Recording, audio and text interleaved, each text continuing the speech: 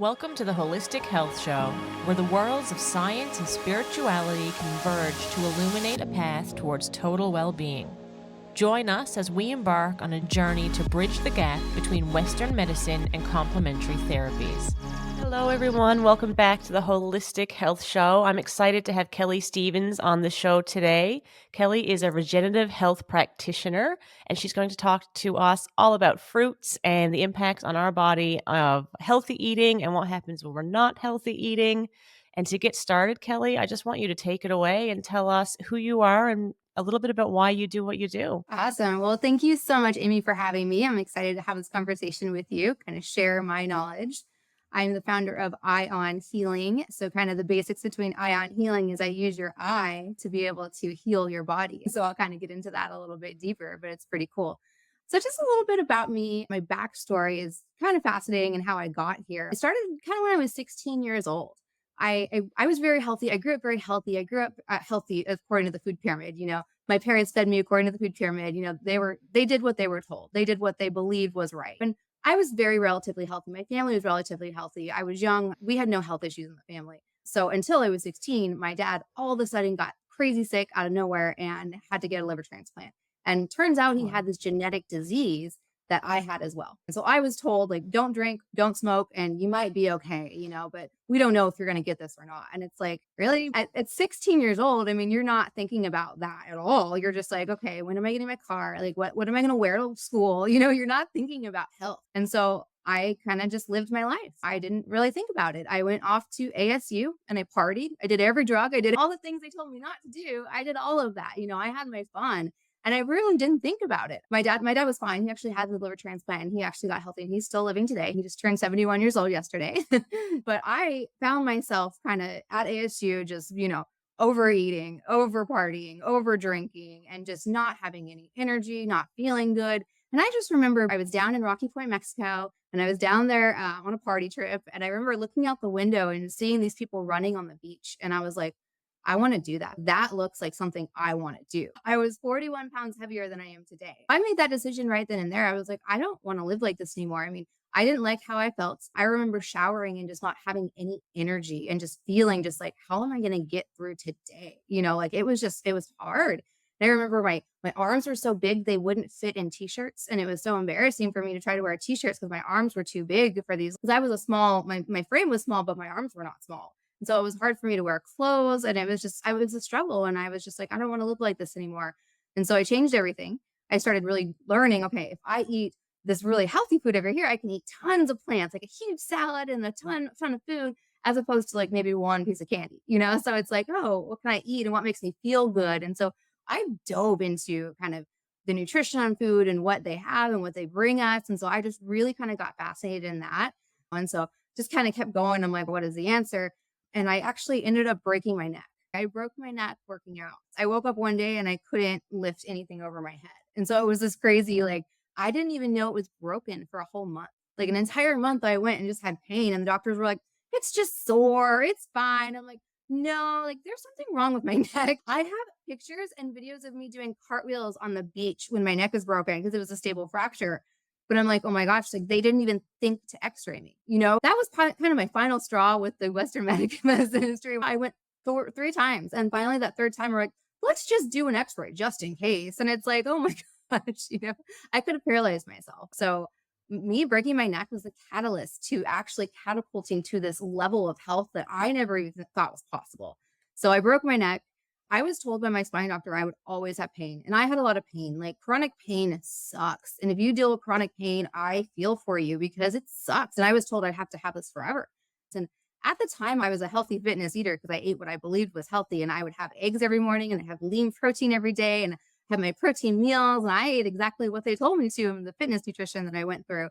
And I ended up taking a gut test and it turns out I had not a good gut. I had major protein fermentation. Eggs were causing inflammation. I was having so many issues. And I was like, wait, but what? And so in my reading and all this stuff, I kept coming back to the alkalinity. So I was like, let me just cut out meat. Let me cut out meat. Let me cut out all these like plant animal proteins and all the animal products. And let me see what happens. And my health changed. My health completely transformed. My fitness transformed, my body transformed, my muscles transformed, everything transformed. I dropped my protein from like over 100 grams down to a lot lower. And it's just been transformative to me.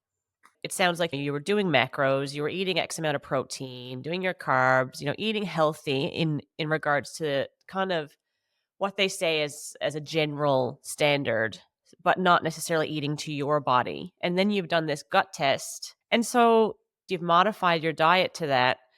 And then how long after that did you start to see a difference or, feel within yourself the energy levels and the health impacts, the positive health impacts from doing that? For sure, yeah. So I changed over. I cut out all animal products in like November 2019. But I really quickly, I kind of transitioned to that. And there's so many products out there now. And so with my nutrition brain, I'm like very quickly saw like just because it's vegan doesn't mean it's healthy. And I could easily go to that junk food side of stuff I would never eat before just because it's vegan. So thankfully, I found Dr. Robert Morse like a couple months into my journey. And I was like, light bulb. That was my light bulb moment of like, this is the reason people get sick. And it led me to raw foods. And so I've eaten mostly living raw foods kind of a couple months into my vegan journey. And I'm like a high raw eater. I'm not 100%, but I eat mostly fruits and vegetables. And that transformed. I think I cut coffee within a couple months. I never looked back, never had coffee again. I don't need it. Like I have so much energy on fruit. It's crazy. But yeah, like the skin, the energy, I saw it really quickly. I guess a lot of that is you're cutting out so many additives and not natural foods. It's interesting that you've said about, you can eat vegan and plant-based and still not be healthy. A lot of people, I get the comment a lot because I'm gluten-free, so I have celiac disease. So I'm very strict with what I eat. And a lot of people say, "Oh, you must be so healthy." And I'm like, if you look at all the gluten-free foods that are made in the supermarket, like unless you are making these things at home, you're making everything from scratch. It's really unhealthy. Like if you look at the back of a gluten-free packet or like a gluten-free bread, these things are not healthy, right? And people just see, "Oh, it's gluten-free and vegan. That must be so good for you." And it's actually full of stuff that you don't really want to eat, and it's not really all that nice actually. I 100% agree. Like it's because I try to stay away from oil. I notice oil makes me feel really off. And if I have to, maybe avocado or olive, but I even stay away from that and I feel so much better, but it's in everything, especially the gluten-free products. And it's in all that. I'd love to know, just when we first started chatting, you were saying that you use the eyes. So I'm really interested in this. You hear in Chinese medicine when you go to acupuncture and things, they always look at your tongue. They have a good look at your tongue. And, I'm always interested in that. So what is it about the eyes? Yeah. So I actually studied iridology. So it's something that Dr. Robert Morse teaches. It's lymphatic iridology. So it's the science of basically the lymph system and the reflection of it in your eyes. So everything in your eye, the colored part in your eye corresponds to a different organ. So when I look at your eyes, I can see the condition of your gut. I can see your thyroid. I can see your kidneys. I can see your adrenal health. I can see your genetics. So how strong your body's going to be when we actually start trying to heal it and bring in when we eliminate the things that are causing it problems and we bring in the things that are going to heal it, how long is that going to take? So with my ion healing practice, I look at your eye, but I also correlate that with functional blood work because people love blood work and they do blood work all the time. So Yeah. functional blood work is a little bit tighter ranges than traditional blood work. Traditional blood work is really based on the averages. And I mean, as a population, we are getting sicker and sicker and sicker. So those averages are moving out and out and out. Those averages will keep you off of medication. So if you go to the doctor and he's like, "Oh, your blood work looks great," it's like, "Cool, you're not on medication today." It doesn't mean your blood work looks great, like at all. The doctor told me I was no longer anemic, but when I dug into my blood work, I'm like, I'm clearly still anemic. But what is he talking about? He didn't even run my iron. So it was just like, it's so frustrating to me with doctors too, and even with thyroid stuff. They'll put you on medication for your TSH being up or low or high, and that is not an indicator if your thyroid is off. That's an indicator of pituitary functioning. So it's really frustrating for me because I'm like, so let's dig into your blood work from a functional range, look at the tighter things, and it'll give you like red flags a lot sooner. So you could say, okay, my liver's struggling a little bit here. Like I probably need to think about giving it some liver healing foods and maybe stop drinking. I see that a lot with people. Stress. I see stress a lot in people's bodies. It's like the number one thing I see when I look at people's blood work. And if they're doing like these crazy workouts as well on the external stress, they're just their adrenals are just shoot. And then it's just putting it together with the blood work in the eyes. It's so cool because it almost matches. And it's so cool because you're like, okay, look, your thyroid's struggling over here, but look at your eyes, and it's a really cool thing to kind of put that together. and then give someone a protocol to, okay, what do we do? Like, how do we put the body in a position to heal itself? Because I truly believe the body can overcome anything, but we have to get out of its way. Like, we always throw things at it. Like, that's the number one thing people say. They're like, oh, I don't feel good. What can I take? I'm like, stop. What can you eliminate? Like, what are you putting in your body that you shouldn't be putting in your body? Because I can guarantee it's a lot. That's a very good point. It really speaks to, just doing something before you get to this extreme where you're so sick. And I always like to say, because I worked as a paramedic, and I always thought, what can these people be doing to stop them from needing to call us? And in some cases there's nothing because it's an accident. But in other cases, it's like, you treat them, they go to the hospital, they get their medication, they go home and they do the same thing. And then the next month they're back in the ambulance. And it sounds like this is sort of, it's an approach that will stop that from happening because before you're overwhelmed with symptoms, you're noticing that your body you need to make some modifications to have a better impact on your body and have it function much more optimally. And even a slow approach is better than no approach, and like you don't have to do these crazy long detoxes and these crazy long fasts because I think people get really scared when I'm like, oh, let's do a detox. And they're like, I'm not doing a juice fast. I'm not doing a water fast. You don't have to do that. Even going just plant based for some people is huge, huge. I work with people with arthritis, and even just eliminating foods that are going to cause pain and the foods that are bringing acid to the body is huge. So it's like, you don't have to do this crazy, crazy detox, but if you're really sick and you really want to heal and you've got some symptoms, yeah, there's a place for that as well too. Yeah, and I'm sure there's something to be said about, weaning off these things. Because for some people, yeah, you can just switch and go, no, I'm changing today, and this is how I'm going to approach it. This is what I'm going to eat. I'll make my lists. I'll do my grocery shop. I'll change all this, and I'm ready. But some people, it takes a little bit of time. So wean off it. Have less. Cut out one thing, then another. And I think it sounds like that's something that you help clients adapt in a way that gives them long-term results and something they can change their lifestyle long term instead of, like, as you mentioned, the fad diets or the yo-yoing back and forth, right? Do you want to be back here next year? And I always ask people too, I'm like, what is your health goal? Like, do you want like a level 10 health and you're super, super like on this crazy level? Because level 10 health requires a lot of work. Or are you just okay with a level 6? If you want a level 6, then you can have some fast food. You can go out to eat. There's certain things that it's okay. Having that optimal health, when I'm 70 years old and I'm climbing mountains, I'm feeling amazing. I'm waking up every day with energy. And there's a guy that lives out here in California, Luke Corona. He's 72 years old. He does planks, like they're like these crazy long planks. And I'm like, this is the most vitality I've ever seen. That's what I want, and that's a level 10. So it's like maybe, those choices I'm making today are going to bring me to that later. I really have this view, and I know not everybody has it, and I do have conversations with, people in my circle about this. I wanna be active when I'm 80. I wanna do all the things now that mean when I'm 80, I'm still getting out of bed and going and doing everything I want to do. I don't wanna look at my life as once I hit 60, it's all downhill because I'm gonna lose energy. I don't want to view my days now as that's what I have to look forward to then.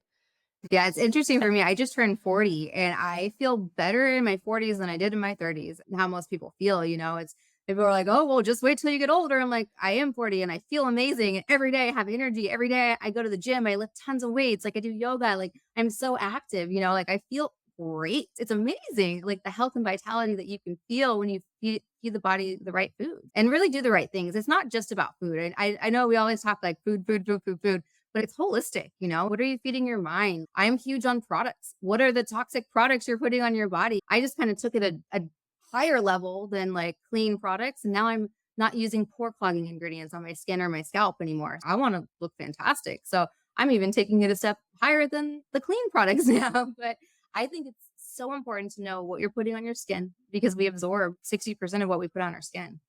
Absolutely. And I mean, anyone listening, this doesn't happen overnight. You're not making all these changes. You're not going out and switching out all your products, all of your, clothing, all of your foods, all of your cleaning products, your laundry detergent. You're not doing that overnight. It's a process and you're just learning as you go. Started a couple of years ago changing what laundry detergent I use on my own clothing and what cleaning products. Now, my husband does still like to use some of the more harsher chemicals, but he's under strict orders do that when I'm not in the house. And I know I'm still, around those surfaces, but I'm like, if you're going to do it, you have to limit when you do it. And I do not want to be around when you do. And I notice a big change in my health and, my sinuses and my head, like a headache when he's used those. I can tell when I come home. And it speaks volumes because we're absorbing everything we touch or we're exposed to in the air. And I'm like you with the products for my face, for my hair, and I did not get here overnight. And sure, it's not with everything I do. I can't say that I'm all encompassing of this, all natural lifestyle, but I do try where I can and I find what I'm comfortable with, and it has made a big difference. Absolutely. And you were saying about it being holistic.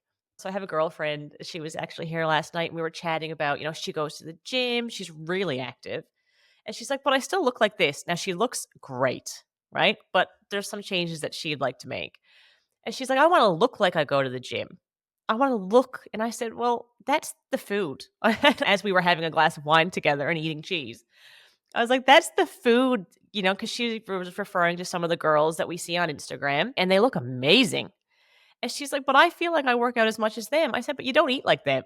I think, it's not you can't just do one. You can't just do the food or just do the gym and expect to have the perfect gym body, that she wants to have. I was like, "We should not be here on a Wednesday night having a glass of wine and eating some cheese together if that's what you wanna look like." And I said, "And it's fine to do these things." And absolutely, I'm sure that, the girls who have those bodies that she would like to aspire to do that once in a while. I said, "But, what did you have for lunch as well?" And she's like, "Oh, yeah, okay."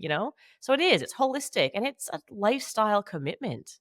And what you don't see with those Instagram, just because I'm like, I've been that girl, I've had that body, I've done that. You don't see the all the like the restrictive eating and the food problems and like the food restrictions, the mental health problems that you go through, and the obsessions about food and honestly, like I don't know many fitness people that have guts that are actually functioning 100%. Because when you're eating that level of protein, your gut cannot function to the 100%. You're not having 3 bowel movements a day. You're not having all this fiber. Like they're not healthy. So it's like, I don't know very many trainers that don't have acne and skin problems and don't have gut problems. So many people want to aspire to these fitness things that we see, this influencer we see on Instagram, but that's not healthy. It's tough though, because I mean, we think it is on the aesthetic. It's very aesthetic, but it's like, you got to look inside, like what's going on with your gut, what's going on with your kidneys, what's going on with your adrenals. If we're not eliminating, we're accumulating it. And if we're not eliminating these toxins, they're staying in the body. So it's huge. And the high protein fitness lifestyle that these people are eating is just it's leading them towards a lot of pain in the body, a lot of acids and pains in the body, and a lot of calcification and joint problems and arthritis. And I see it a lot in the arthritis communities. People are getting arthritis in their 30s now and 20s now, and they're just because they work out so much and they eat these very acidic diets, and they're just like, "Oh, I can't even work out anymore. I'm 25." That's crazy. You think you're doing the best for yourself, and it's like I said, it's a journey. It's all a learning process, and it takes, like as I mentioned, it takes so much time. But I'm curious to know when people come and see you, are they kind of at their wits end, say, with the doctors, the traditional Western doctors? What's the client experience? Like, how are they feeling when they first come see you typically? And then what's the journey look like as they're working with you? I work with people that are very open to holistic because I'm not trying to convince you that this is the way. You've heard that eating an anti inflammatory diet can help. You've heard that eating living foods can help, but you just don't know how to do it. You want someone to help you. Detox is scary. You're told, like, oh, take all this stuff and do all this stuff. It can be really scary and you can have reactions if you don't do it right. So, working with the right person that's kind of going to be there to support you is huge. So, it's just people that are very open to the holistic way to heal the body and just don't know how to do it and they want help. And so what I do with them is I slowly change their diet. So I love working with people. I love starting with people that eat a standard American diet or they eat a vegan junk food diet and they just don't feel good. And they know that they need to eat better because we all know we need to eat better, but it's hard. We don't know what to eat, or we're told, like, arthritis.org tells people to eat foods that are still causing pain in the body. So I'm like, it's just out there. It's just so confusing. And so I try to make it simple. I step you down in 5 weeks through an elimination diet and get you eating mostly raw foods. And then after we kind of get the diet there, we bring in supportive herbs to help the body, depending on where your eyes. So everyone's a little bit different. We're going to look at your eyes. We're going to look at your blood work and say, okay, what in your body actually needs support. Is it your kidneys? Is it your thyroid? Is it, is it lymphatic congestion? Do we need to pull a lot of lymph? Is it your gut? It's a mess. What's going on in the body? So we'll kind of tailor that part to you, and we'll really work with like living food, mostly living foods. I try to get you to eat mostly living foods, but if you want to eat some steamed cooked vegetables here and there, it's okay too. But yeah, just very clean for a few months. And then I teach you, how do you maintain this? How do you live this? Because you don't just do this once and you're here, you're done. I've been at this for years. Like you said, it's a process, it's a slow thing. What's a process? And do you support them? Do you just give them this diet? Or are you kind of there to support them when they're, facing challenges? And I guess what I mean by that is, you have your partner at home. They may or may not be choosing to go on this journey with you. So maybe you're cooking different meals. Or you have children who are not willing to do this. They're not going to eat whatever you're putting in front of them. And so they want their chicken nuggets and their fries or whatever it is they're going to eat. How are you helping men or women who are navigating living with people in their homes who aren't also going to follow this with them? In the program, I do tell people, I'm like, make everyone aware of what you're doing, because you can't just be like, I'm going to jump into this program. Everyone needs to support you. So if that's your husband, that's your children, they need to support you, because they're going to know that this is important to you. They're going to know that this is something you really want to do for your health. They're going to know that you're struggling and you need help, and they're going to be there to support you. And I also encourage like to share the foods, because this food's a lot different. And even with children, I want children to eat more fruit. I encourage them. I'm like, try to have your children have some smoothies. And I've worked with a client one time, and she never even cooked her meals. She ordered all these like meals from prepaid or pre-made meals online. She would have them delivered, all this. Now she has a garden in the backyard with her children, and her children are involved. And it all stemmed from just helping the mom. And so I'm like bringing in these habits, because I mean, I'm not changing your diet to something crazy. I'm bringing in living food. Like the food that I'm bringing into the body is going to benefit everybody. We said about the social aspect, because you want to still be social. It can feel quite antisocial when you're doing this, because you're invited to dinner parties and then you have to bring your own meal. I've had to do that before. Yeah. While people try to be very accommodating to special diets, it doesn't always work, and it's just sometimes mistakes are made. People can be really well meaning, but they just don't know because they're not living it. So it can feel like you're being really picky, or why does it have to be so special for you? And it's just so important that anybody who's also choosing not to follow this lifestyle, just don't make the comments. Don't make the other person feel awkward because they're choosing to do something that they feel is good for them. Let's just everyone be really supportive of the choices that people around them are making. And if you don't have anything good to say about it, just don't say it. Yeah. No, I have clients that have told me they're like scared to bring their own food to things because they don't want to be different. And having optimal health is different. It is very different than the average person. Do you want to be average and have health problems, or do you want to be different and feel amazing? So for me, I'm over it. I don't even care about I bring my own food everywhere I go. But for me, like I choose to eat healthy food. Like I choose fruit over things because I think it tastes better. I'd rather eat my meal than something else that they eat. I don't want to feel sick. And it's amazing how when you stick to the diet long enough to feel the results, how much easier it is then to continue. You've got to get over that hurdle. You've got to get over the cravings and the detoxing from all the sugar that you're not having now. And the alcohol, having the wine or whatever it is that you like to have when you're socializing, and whether or not you choose to do that in moderation afterwards, it's all a detox. And you just got to get past that hurdle. And then you go, oh, wow, I'm not going back.